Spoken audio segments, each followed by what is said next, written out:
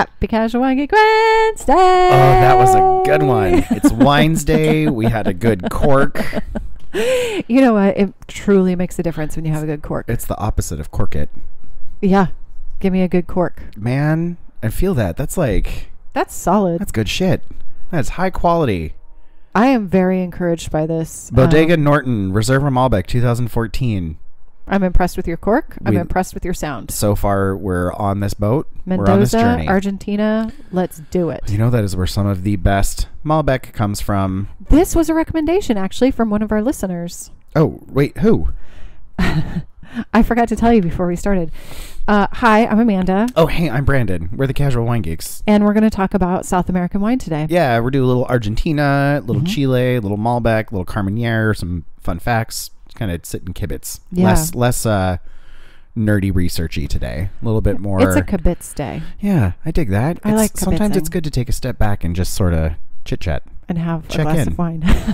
with your friends or your dog, like I do. I have so many conversations with listeners. Douglas. Thank you, everybody who's listening. We really, really appreciate it. Yeah, thanks for sticking it out. We took that break. We've been back now. This is 4th episode since we've been back. Something like that. Yeah. Yeah. I dig it. And we're getting really good feedback, and you guys are reaching out, and we're sending cool stuff to you guys. And this actually was a recommendation from one of our listeners that I ran into at the store that I was buying it at, and I didn't know she worked there. You met her. Actually, we've both met her separately, and What? she met you at Roti. At Roti. At the tasting event at Roti. It was their Pride event, I think. This year? Yeah, just last week, 2 weeks, 3 weeks ago. Anyway, she was there, and she was doing, I met your podcast partner. Because I was like, I'm looking for some wine today for the podcast. This is what we're doing. Here's my sticker. And she's like, oh yeah, I met your podcast partner. I've listened to you guys for a while now. I said, great, this is what we're doing. Can you help me find some wine? And she was on it. Yeah. Shorter? Awesome glasses. We didn't meet this year. We met last year, actually. Oh, last year? You know who I'm talking I know about. exactly what you're talking about. No, we met. I'm pretty sure it was last year, and we've run into each other because so it's Roti's down in the Soto Industrial Wine Park. Industrial Wine Park down there, and like we're members at like 2 or 3 places, and I think she's also members at 2 or 3 places, and it's just a delightful corner of the city. You meet the most amazing people down there. Yeah, it's a lot of fun because there's like zero pretension down there. Yeah, but the wines are amazing. The pizza place is good. Schooner Exact. We talk about this place a lot of time. We spend a little bit of time there. Can I put some wine in your glass? Oh, yes, please do. My apologies. No, let's have a little. I didn't want to knock it over. Thank God we made it to Wednesday. Wine Wednesday. You made it? Wine Wednesday. Cheers. We're here. You're here. Thanks for listening. I don't have a lot of notes today. That's okay. We're very low key today. Yeah, it's going to be not as much of a.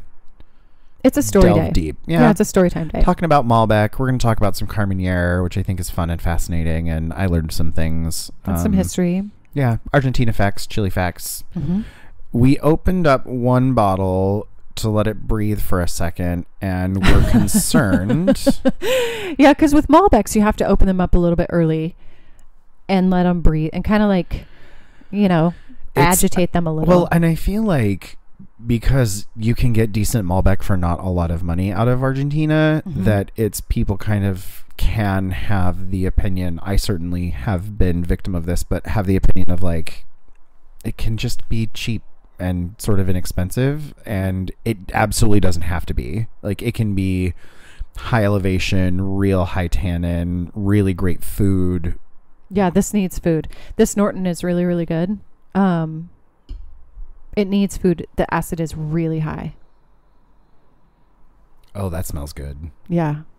It's like that, like berry vanilla without smelling sweet. Like, when you smell something and it just smells fake sweet. Yeah, like a big fruit bomb. Yeah, this doesn't smell like that. Like, it still smells like vanilla, and it still smells like kind of that high tone black fruit. Yeah. Like, this smells like my mom's blackberry pie because it was never super on the sweet side. She didn't use a lot of sugar. The like sour blackberries. It's just probably where my sour disposition comes from. From the blackberries that you ate? My underripe blackberry pie that I loved, or probably the rhubarb. We had a lot of rhubarb too. Oh, yeah. This is pretty good acid. This It's is the middle of definitely a summer food. and I'm talking about canning all the time. I'm just in like It's how recipe you should be go doing mode. it. Mm-hmm. Yeah. I'm going to do carrots and they're going to blow your mind. Oh my gosh. Once cucumbers come out, watch out, man. You expect all the types of pickles because you're getting them. I should have, we should have planted carrots in my yard. They do really, really well. There's always next year. Yeah.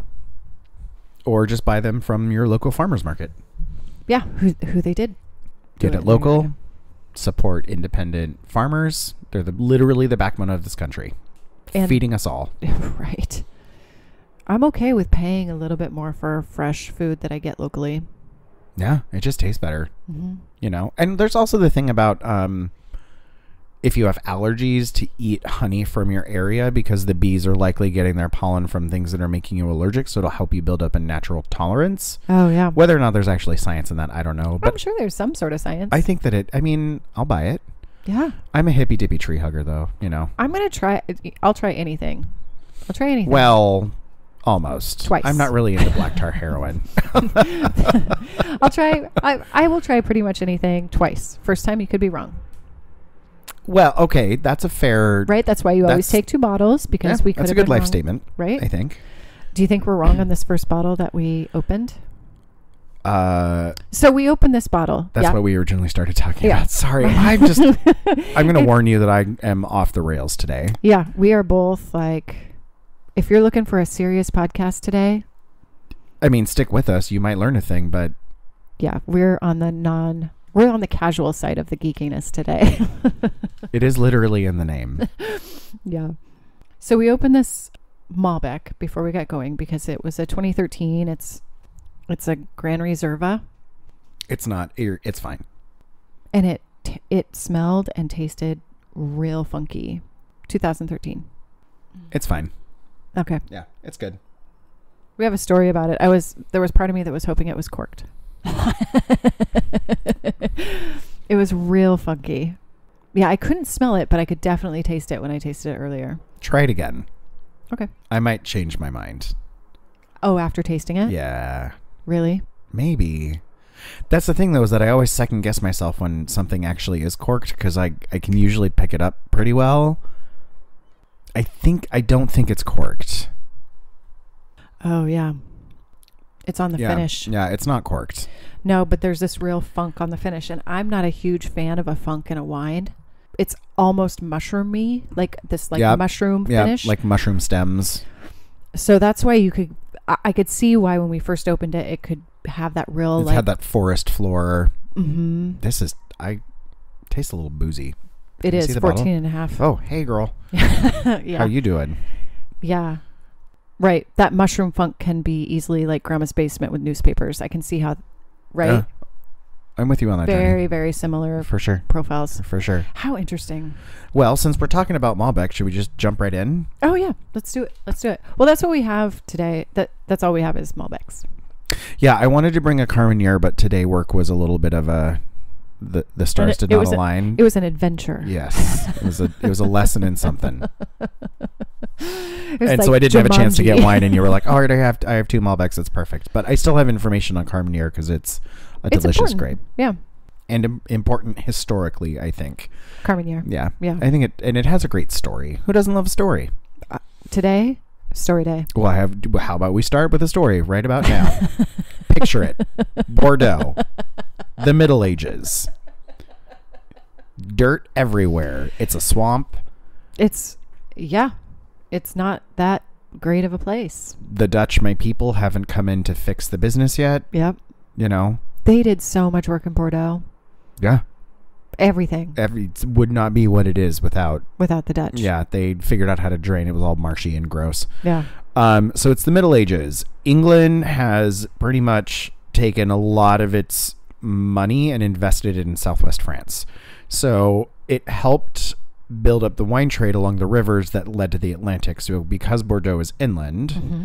and the rivers are large and connect to other things, it was easy to use as a mode of transportation because obviously trains were not around yet. Right. And that's how most things moved, i.e. Seattle, i.e. Portland, i.e. Mhm. LA. Yep. Yeah. So the popularity of the wines that were coming out of here were solidified by different people in positions of power throughout time, from Eleanor of Aquitaine to Louis the that's an accent of V15th. By the 14th century, it's hard when so I'm a little dyslexic, which is why I trip over my words when I'm reading, but I also have a hard time when you go from numbers to how a number is written. Oh, to Greek numerical writing? Right. Yeah. So it throws me off, and then I end up trying to count on my Latin. Dear God. Roman numerals. I was like, I'm busy counting on my fingers, and I can't use my words. Right. I've seen where this comes from. I've been to Rome. Right. Okay, so by the 14th century, one of the most popular wines consumed by the British aristocracy was what they dubbed dark wine, quote unquote, due to its dark inky color, depth of fruit, made from a local southwestern grape known as Côte, C-O-T. Now, although grown throughout southern France and even in Bordeaux and also the Loire Valley, which is much further north, it was in and around the little commune of Cahors on the River Lot, which is a tributary of the Garonne, which is one of the rivers that cuts through Bordeaux, is where it really kind of blossomed and thrived. So this little grape was grown on the banks of the river, ended up being a minor blending grape in what is now high-priced Bordeaux. It didn't do very well in the southern part of where the river dips and it does this thing. It does call that a curve. Little U shape. In Bordeaux, it made wines that were kind of rough around the edges. It really ended up getting used less and less and wasn't quite as popular. And it gained the nickname Malbouche, which is French for bad mouth. Do you see where this is going? Yes. Are you following me? Because I know which wine you're talking about. Yeah. On account of the fact that it had really harsh characteristics. But this Malbouche grape would come to be known in Chile as Malbec. And in 1877, phylloxera, our good friend who causes everyone to shake a fist and curse a lot. So phylloxera shows up in France. Côte didn't stand a chance and almost disappeared in the area. It didn't last. However, all was not lost. Do not despair. History is on the side of hope.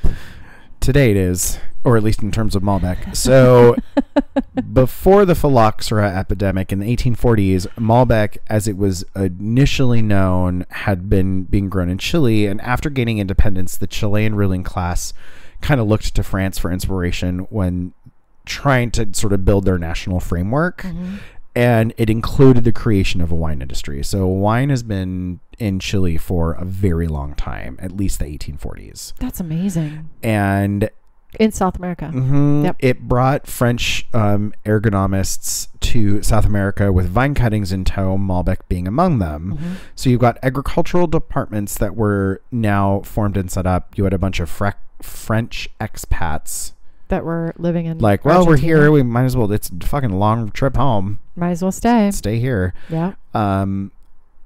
Some of them were exiled by a coup d'etat with Napoleon III, so they ended up setting up aid sort of with this growing and developing Chilean wine industry. Are you with me? Yeah, awesome. yeah. We're in Chile. We're like getting ready to set up wine industries. Head across the border. We're going to Argentina. Sure. Get up and over those mountains. The Andes. Andes? Yeah, that's correct. Look at me in geography today. Today you know where the Andes are. Fuck Last week you thought Sweden was Norway and Norway was Great Britain. Well, it's because I read that book Alive. Have you read that book? No. Do I need to put it on my list? Yeah. I mean, you like true crime, so you like the things that are really kind of fucked up. Yes. This is where the plane crashes in the Andes and the people. Yeah. We're good. Oh, really? I know what you're talking about. Yeah, it's a book. It one of the people wrote a book about it, and it's amazing. Anyway, across the border in Argentina. That's where I know the Andes. Yes. You've also got Bordeaux varietals kind of being played with, and a lot of what they just called the French grape, quote unquote, which is what they called Malbec. In Argentina. In Argentina, yeah. Okay. They just refer to it as the French grape. And experimentation concentrated in and around the town of Mendoza. So the country was still, revolutions left and right, independence, civil war. There's a lot going on. Malbec still... What you're saying is not very stable. I mean, there's a musical about it. Evita. It's not good, but there's a musical. I mean, I like the music. It's Andrew Lloyd Webber can eat a bag of dicks. But that particular time frame, that's what you're talking about. This is the same time frame. Well, I mean, this Ish. is like 1840s. Okay. Right. So Argentina's still trying to get itself set up and established. Revolutions, all that. We've talked about that. So Malbec was still doing real well as long as it was irrigated on the plains, because it's hot. It's high. It's, dry. Yeah. And it really took off to the climate, and it did really well with the dirt and the soil. And a lot of people in Argentina, as Argentina was working its way up to stability as a country, in Mendoza specifically, you have what essentially has been set up as Malbec's like home base, because it did not falter through all the political Bullshit. ups and downs that were happening around it. Does that make sense? Yeah. It was like the stability. It almost became sort of like the like crop of the people, because it stayed consistent. It just did really, really well there. It was so happy. How interesting that, well, I mean, we've seen it in history time and time again. Wine comes up as something that, saves an area or brings people together or... Well, I mean, so you've got, it didn't do well in Bordeaux. It was still kind of swampy. It was still really kind of cold and wet. It obviously just wasn't happy. And you put it in a drier, arid, different environment with different mountain and wind influences, and like there's a reason that things grow well in certain areas. Like it just happens to do with how that plant needs nutrients and certain things, and it is given those things, and then it blossoms. Not unlike I don't know. I was gonna go for something cheesy because I got a little bit high horsey there for a second. I was thinking it's like Einstein, with the fish in the tree thing. If you judge a fish by how well it can climb a tree, it'll always live its life thinking that it's stupid. Yeah, for sure. It's very similar Malbec in France, right? It's not going to work. Yeah, I mean, it still is grown in Cahors because it did well there, but once you went farther south, it got, because that goes a little bit. It's farther east. It's a little bit more elevated. It's not as wet as around those rivers, and those rivers are huge. And it didn't take off like it did Argentina. Like in Argentina. No, but it's still a. We're getting very excited. I'm getting passionate. Okay, so let's fast forward. It's 1962. Okay. There's almost 60,000 Malbec vines planted in Argentina, and the grape has gained national popularity. But again, the country saw a few more decades of political unrest, Evita. Which we, have talked about. As before, the wine industry bounced back, and then in the 1990s, this is a time that they had chose to really focus on Malbec as a primary thing, and it sort of started picking up steam. And in the year 2000, Malbec had over 16,000 hectares planted in Argentina, and in only 9 years, it jumped to over 28,000. In 9 years? Yeah, in 9 years, it practically doubled. That's crazy. And the increase has just been going ever since. So is Malbec the Argentinian grape? Yes, but it is also a French descent into, what's happening in Mendoza. That's kind of why Malbec and Argentina are a thing. Bam. Wine. Cheers, Argentina. Thanks for doing the good work. Fight. Something, I don't know. Fighting the good fight. Yeah. It's these allergy meds, man. There's so much pressure in the front of my sinuses right now. You know what? Have a glass of wine with it. It'll supercharge it. I don't think that's how that works. Are you a doctor? You are not. No, you're right. Just a doctor of love. Never miss an opportunity for a joke, ever. I'm a funny guy. Oh my God. So, do you want to talk about some Argentina wine facts? Sure. Do you want to talk about Carmenere and Chile first? No, let's talk about fun facts first, because I'm still processing all the like interesting information about Argentina and Malbec and how it came from. Yeah, like, wine's traveling, which is what I really loved about wine history. The class that we met in at the college the was foundation of our friendship is what you're talking about. Well, it was mostly because I asked if I could sit next to you because I was super scared about being the new kid at the first day of class, and I gave you a pen. It's like a peace offering. I think I still in college. have that pen actually. I think it's not that one. No, it's not that one. But you're the reason that I now write with those pens. Because they're the best pens ever. You're not wrong. Would you like to? Would everybody like to know? This is the Pilot G2 pen in 07 ink. The blue one. The blue one. Always the blue one, never the black one. Now there's going to be a run on Pilot pens. You can send a check. Get your stock now. Pilot, you can send your check to. Currently accepting sponsors. Casual Wine Geeks. So Argentina is the number one producer of wine in South America and the world's 6th largest producer of wine. Wow. Argentina. Mm-hmm. 6th largest. So you have France, Italy, Spain, United States, Australia. I'm going to guess Australia. And then Argentina. I mean, not in that. Unless California counts as its own. Oh, yeah, it could. I mean, it is the 5th largest economy in the world. I think I just heard a thing that they went to 4th, but I could be wrong. It doesn't surprise me. The internet, it never lies. Fact number 2. Wine grapes have been grown in Argentina since at least the mid-16th century. Oh, we already talked about that. We already talked about that one. Boring. Moving on. There is more Malbec grown in Argentina than anywhere else in the world. I believe that for sure. And especially if it takes off there. We were just talking about all their, all the, what's that called? The climate. Yeah. And the terroir. The dirt. The things that make it awesome. So it is... Most of the nation's wine regions are located in the west central part of the country near the foothills of the Andes with elevations of up to 4,900 feet above sea level, which is some of the highest vineyards in the world. I was just thinking 4,900 feet.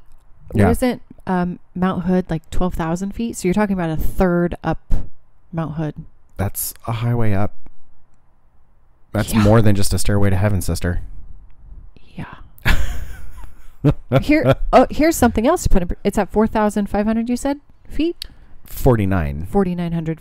Okay. Almost 5,000 feet above sea level. So when you're jumping out of an airplane, I think they say the lowest you could pull your chute is like 2,000 feet. Or that's 2,000 feet is about when you're pulling your chute. So you're talking about way higher than that. Yeah. Almost double and a half that. That's a long way up. Yeah. Grapes are growing. Yeah. Hey, high altitudes make a difference in how your things ripen, where your acidity levels are, how it makes a difference. Wow. Like that blows my mind. Yeah, makes a difference. It has to struggle. Grapes that struggle do much better. Yeah, in certain conditions, not all the time. Right, but I always think about, where things grow, and it's usually by water, and water is usually not that high up. Well, but unless if you it's glacier also, melt, I mean, right? if you also think about, I don't necessarily know how high up Eastern Washington is, but you've got some pretty decent elevation changes around the gorge, and it's not as fertile as people think it is. It's not like how I think Bordeaux would be. I've never been there, but having been to parts of Italy and France, like I definitely have an understanding of how geography works. Yeah. I took that class for sure. The Rocky Mountains are quite like that whole range, including all the little mountain ranges around them. Yeah. Mm-hmm. And Mount Hood. Anyway. And interessant. Anyway, in Argentina, the land and labor costs are roughly $30,000 an acre. In comparison, the same cost per acre in the Napa Valley, the costs there are around $300,000. Holy shit. Right. That's a pretty big discrepancy, which is why I think you can find some decently affordable wines because they're not as expensive to produce. Or rather, the value of the land is not as high as Napa. I mean, then you just get into names being important and one of my girlfriends cost-inducing. Went to Mendoza, Argentina this last year, and I was so jealous. She went for 5 days, and she came back. I'm like, did you just eat steak and drink Malbec the whole time? She goes, yep, for 5 days. That's all I did. And it was probably amazing. She had a great time. She went to like a winery. She went to a big steak, like not a house, but like a ranch. Yeah. Yeah, a big cattle ranch. That's what they're called. Not a steak ranch. Jesus Christ. A cattle ranch. It's called a cattle ranch. That's where steaks come from. That's where steaks come from. Yes. I can't even. Mendoza is the largest and most successful region for viticulture in Argentina. Located east of the Andes, it accounts for 70% of the country's wine production and is the 6th largest producer of grapes in the entire world. Oh, I don't know how I feel about this list. That's the second time they've said that. That's the same fact. See, I should research my research. I should send it to my copy editor before someone puts a microphone in front of me. I was like, here's a glass of wine and a microphone, Brandon. Let's go. Go to town. Sorry, everybody, but you knew what you signed up for. Up until the mid-1990s, Argentina's wine industry almost exclusively focused on domestic consumption, so they weren't very big into spreading the holy word of Malbec. Do you think that has to do with their political climate? Probably. Yeah. Probably. I also think it has to do with trade deals. Yeah, absolutely. I mean, alcohol, and just regardless of our current political situation, just alcohol in general is not the easiest thing to get across the border anywhere. Yeah. So I'm sure trying to get there's a reason prohibition. Yeah, for right? sure. And so, I mean, you're looking at the 90s. Everybody's doing cocaine. The 1990s. Or rather, I suppose the 90s were a little bit more heroin focused, right? The 80s were much more anyway, doesn't matter. Neither here nor there. There were drugs. Anyway, so it's the 90s. We're only focused on domestic consumption. However, what that caused was they were producing a lot of inexpensive wines that essentially were blends from different grapes. Mm-hmm. Into the early 90s, they had this terrible hyperinflation happening with their economic system. Yeah. And approximately 1,000% a year of hyperinflation. Oh my God. As someone who has worked in accounting and knows numbers. Well, yeah, I mean, so how would I put that into, I'm trying to think of a way that I could put that into some sort of, that we could understand, right? Some sort of tangible effect that we could understand, but there's nothing. Well, because it affects everything. Your price of everything. Like so what ended up happening is you had so many growers then moving away from production because the price controls placed on wine were just too high to deal with. Yeah. And you might as well just be like, fuck it. I'm not going to deal with this. Yeah. So, however, people who stuck with growing grapes were given financial incentives to destroy older traditional varietals in favor of higher yielding and inferior varietals designed for domestic consumption. So like Monsanto rolled in, basically. Kind of. And bankrolled all these farmers. And yes, fuck Monsanto. Get rid of that thing. Grow this thing that's quicker and cheaper but produces a shittier product because we're not going to ship it anywhere. Yep. Because we're only focusing on domestic consumption. And we'll pay you for it because you can't afford not to. You can't you can't even afford the match that it would take to burn your fields. Yeah. That's kind of what the economy is like. Yeah. You could not, oh God, I can't even imagine. Anyway, Argentina wine facts, everybody. Brought to you by the letter M. Right. So if you think about the 80s and the 90s in the States, like really this is the first opportunity that the market has opened up for something like Malbec. And it's quite good. This Norton is very good.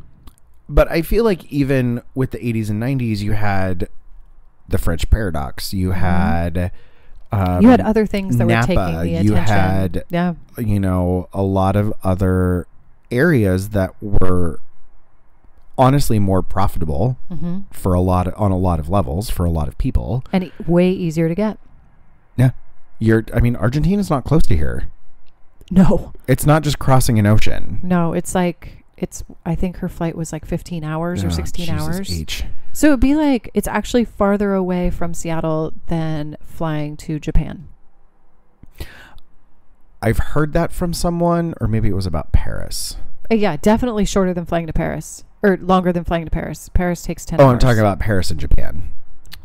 Oh, I think we were talking about it. Japan takes like 12 hours from here. Right. Paris takes 10. And I think Argentina takes 15 or 16 hours. Oh, the world, which is round, is a very large place. Yeah, so you're talking about totally the other side of the globe, the long way from here. Yeah, because it's up, down. Uh-huh. Yeah, it's really far away. So you'd probably have to stop in, I'm going to guess, Mexico City. Yep. Mm-hmm. And then maybe somewhere else, and then Argentina. And you actually might stop in Houston, and then... I hate that airport. I'd rather go through Mexico City. Like, tell you the truth. 3 of the worst places ever. Charles de Gaulle, Houston, LAX. That's all I'm saying. That's all I'm saying. Chicago's right up there. Have you been to Chicago? I've been to O'Hare, which was O'Hare. Fine. Because we just hop on, I want to call it the light rail, but they call it the L. Yeah, the L. Right. And I've never had problems in Charles de Gaulle, but I've never changed planes in Charles de Gaulle. Nightmare. I'd rather... Jesus Christ. You flew out of Orly, though, didn't you? Nope. It was always Charles de Gaulle. It was always CDG? Yeah. But I never had like a hour or 2 hour layover. It was always, when I get to Paris, I'm going to stay for a few days. Yeah. Right? You had the layover issue. Yeah. Well, the best place to fly into is fucking Reykjavik. Oh, God, yeah. Absolutely. The most adorable airport you have ever seen in your entire life. And it's like a fucking party in there. It's so cute. Beers at 9:30 in the morning. Not mad about it. So happy. It's bright. It's clean.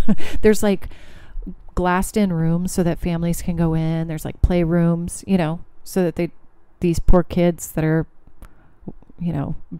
jumping out of their chairs because they've been in a plane all the time. Hey.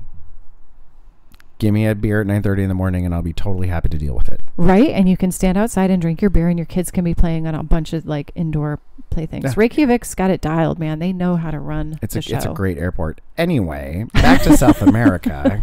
Wow, did we just go all the way from South America? We warned you. We warned you. All right, let's jump across the mountains to Carmenere. Carmenere, which I kind of wanted to bring, and I feel like maybe we should not talk about it, and we should save it for another day. Yeah, we could totally save it for another day. Okay. Because it was on my board to talk about, of things that we brought up in episodes. I do actually write things down sometimes. Okay. We could do a whole episode on Carmenere. Yeah, let's save it. Because we don't have any wine to drink about Carmenere. Yeah, that's why I'm kind of feeling torn. Yeah, let's not talk about it today. My inner wine geek is in turmoil right now. You don't even know. The only way to fix it is to put more wine in my glass, like I'm doing right now. Yeah, we'll do it another day. We'll talk about Malbec in Argentina and who we're drinking and why you always take 2 bottles. Yeah, because one might be a little wonky or need more time to open or might not be good with what you're eating right now and would be better tomorrow or the next day, or like there's a myriad of reasons that you always take 2 bottles. The point is always take 2 bottles. Just take 2 bottles. Yeah. It'll save you in the long run. You'll thank yourself. And if you don't decide to drink one, hey, save it for next time. Save it next time. Look, you've already got a party gift. Leave it there. Take forward thinking. Take it in a Casual Wine Geeks Gold LeMay wine bag. Do you like gold? Do you like LeMay? Do you like our label? You can get a bag. Here's the thing about those bags. They took a long time because we wanted to give you guys a bag that you could leave with a friend. You take 2 bottles to a party, you put one in the bag and you give it to them. It's nice enough. It's Gold LeMay, right? It's nice that it kind of looks like a present. And there's a bottle of wine. It's like a bonus gift. Right?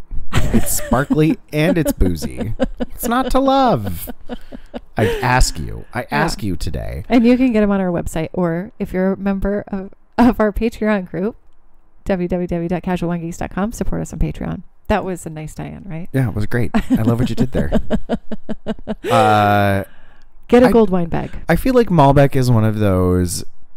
We got stranded in Paris once, which everybody says, oh, so sad for you, stranded in Paris. But we were literally stuck and had no way of getting where we were trying to go. That's not a good place to. It was actually the beginning of what could have been a terrible trip.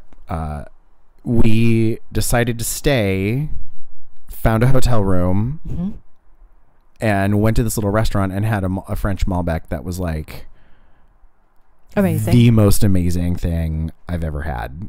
I should have looked for a French Malbec, but they're kind of difficult to come by. You just have to get it's just Bordeaux, Cahors. Yeah. Or, I mean, you can find it in Spain. You can find it here. We grow some awesome Malbec in Washington. Yeah. There's some good stuff here. Both of these are from Argentina today. You know who does a killer Malbec is that Ryan Crane down at Curlew. Oh, yeah. He doesn't do it every year, though. No, but it's really good. It's amazing. Yeah. Yeah. Here's the thing.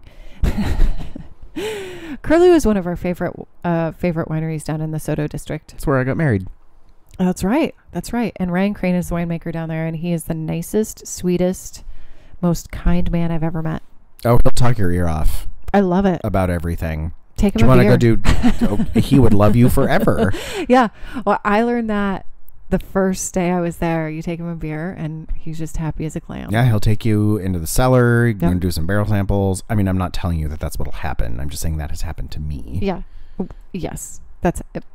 And we didn't even bring beer. We were just enthusiastic. Yeah, well, it's one of the Drinkers. places that we hang out. It's Yeah, a good that's true. spot. I dig it. Their wine is tasty. Malbec, I feel like for a long time, because it was inexpensive and kind of the cheap shit out of Mhm. Argentina, it kind of got a little bit of a bad rap. And so it's nice to see Malbec sort of elevated a little bit, Yeah. just in terms of this is a great food wine, a little acidic right now, It needs food. but with steak tonight, We're going to have steak tonight. done and done. So here's, let's talk about what you would eat with a Malbec. We're going to have steak tonight. We're going to have like a bean. What is that called? It goes on a crostini. It's like a dip. It's like a dip. Like a schmear? Like a schmear. Like a spread? Kind of. It's like hummus, but Spanish style. So it has bean in it, and it has chorizo, and it has smoked paprika. That sounds delicious.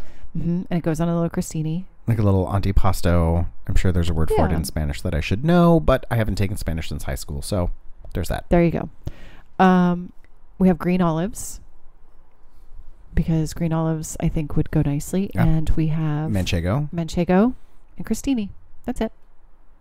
Man, I could eat tapas all the days. I wanted to do like a salted fish. No, thank you. I thought that's what you would say. And so I was You like, thought correctly. Oh, well, I can get some and put them in the thing. And No, thank you. You don't like the salted fish? No, thank you, please. Do you like the octopus? Most of the time. With the like schmear and the on the crusty bread? Yeah. Yeah. Only if they beat it against a rock real good. Oh, because it's texture? Yeah. Got it. Yeah. You're a texture guy. Yeah. It happens. It is what it is. You're welcome. Do we have any other wine facts for Argentina today? No, because all the rest of my information was Carmenere. Well, there you go. So you'll just have to wait for maybe part 2 next week. Yeah. Yeah, maybe part We'll two next continue week. South America 2.0. Oh, really? I mean, All right. Carmenere, I've got other things I can talk about. The amount of Carmenere. things that I want to flap my gums about is literally endless. Are you kidding me? Have you met me? Oh, yeah, I'll This is totally my take on all the reference. research because I can just talk about shit for days. For days. All day long. But it's cited and it's interesting. And like today is one of those days where we're just like off the rails, following a script-ish, maybe sometimes talking Yeah. about all the things. But you do extend. I want to like give you a shout out here because I think this is really important and I appreciate all your hard work. You do absolutely all the research. And we post it on Patreon and you listen to us yap our gums into a microphone. And I really appreciate the fact that you do all the research for this podcast. It's amazing. Oh, I love it because I learn something new every time I'm just, the husband's playing video games and I'm just like, oh, there's this thing. Oh, I'm kind of talk about this. And, oh, I'm really interested in this thing. And, oh, I'd love to know about, did you know? And I am busy, husband. I'm playing games. Stop it. Clack, clack, clack, clack, type, copy, paste. It's a lot of copy, paste. That's how the podcast started. My partner was the same way. Yeah. Hey, Good you guys should God. go get into a room and just record yourselves because we're tired of listening to you. All right, we'll get other people to listen to Fine. us. Thank you. Thanks for listening to us. Yeah. So I would say always take 2 bottles just in case one of them needs to open up or is corked. Yeah. One or the other. You know, I'd say that. That's what I'd say. Thanks for listening to us this week, guys. And next week we'll do Carmenere and the rest of South America. Yep. And always take 2 bottles. Yes. Bye. Ciao.